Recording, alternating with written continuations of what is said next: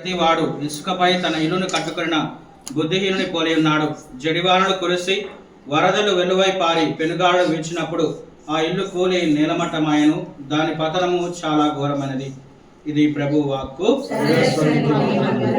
దేవుని నామమందే మనకు సహాయం కలదు. అందరూ వారే పరలోకమును భూలోకమును సృష్టించిరి.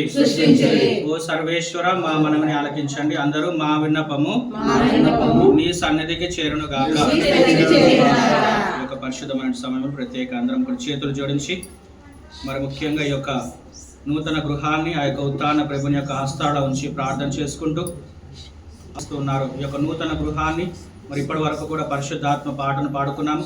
ఆ యొక్క దేవాది దేవుడు తన యొక్క పరిశుద్ధాత్మ వరాలను దీవెనను కురిపించమని, మరి ముఖ్యంగా శ్రీను, రామలక్ష్మి, కరుణ, తేజ వారి యొక్క తల్లిదండ్రులు, బంధుమిత్రులు, రక్త సంబంధులు, స్నేహితులందరినీ కూడా దీవించమని ప్రత్యేకంగా ప్రార్థన చేద్దాం.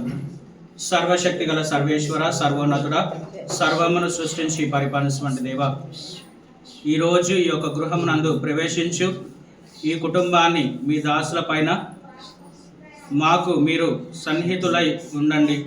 మీ దీవెనలను అర్థించుచున్నాము.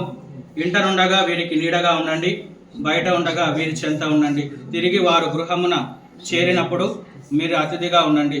చివరన మీ తండ్రి ఇంట వీరికై మీరు సిద్ధపరిచిన నివాసమునకు వీరిని తీసుకొని వెళ్ళండి. అచ్చట మీరు సదా